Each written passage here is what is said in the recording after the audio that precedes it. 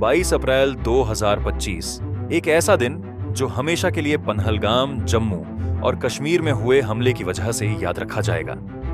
पहलगाम एक शांतिपूर्ण घाटी जो अपनी खूबसूरत वादियों के लिए जानी जाती है, अचानक का शिकार बन गई। यह पाकिस्तान की तरफ से एक बड़ा विश्वासघात था जो उसे कभी नहीं करना चाहिए था।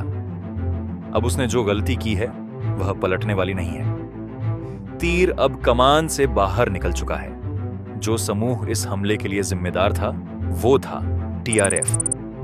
हालांकि बाद में उन्होंने अपनी जिम्मेदारी का दावा वापस ले लिया, यह कहते हुए कि उनकी कम्युनिकेशन में गलती हो गई। क्या यह सिर्फ इत्तेफाक था या फिर एक बड़ा खेल था? और खासकर यह हमला क्यों इस समय किया गया? जब इस हमले की खबर दुनिया भर में फैली तो वैश्विक समुदाय ने इसका जमकर विरोध किया। सबसे पहले सऊदी अरब ने इस हमले की कड़ी निंदा की। सऊदी अरब के क्राउन प्रिंस मोहम्मद बिन सलमान ने न केवल हमले की आलोचना की बल्कि भारत को हर संभव सहायता देने का वादा भी किया। भारत और सऊदी अरब ने इस हमले की कड़ी निंदा करते हुए एक संयुक्त बयान जारी किया जिसमें आतंकवाद को किसी भी धर्म या संस्कृति से नहीं जोड़ने की बात कही गई। यह संदेश पाकिस्तान के लिए था जो अक्सर कश्मीर में आतंकवाद को इस्लाम से जोड़ने की कोशिश करता है। फिर आया अमेरिका। राष्ट्रपति डोनाल्ड ट्रंप ने अपनी गहरी शोक संवेदनाएं व्यक्त की। उन्होंने कहा कि अमेरिका भारत के साथ है और हमलावरों को सजा दिलवाने में मदद करेगा। वहीं उपराष्ट्रपति जेड डी वांस, जो उस समय भारत दौरे पर थे, उन्होंने भी सोशल मीडिया पर इस हमले की निंदा की और शोक व्यक्त किया।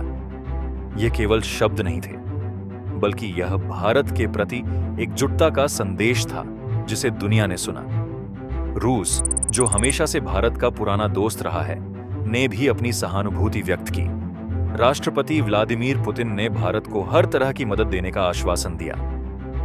यह देखा गया कि दुनिया के प्रमुख देश इस हमले के खिलाफ एकजुट हुए और यह संदेश दिया कि यह हमला केवल कश्मीर का नहीं बल्कि पूरी दुनिया का मामला है।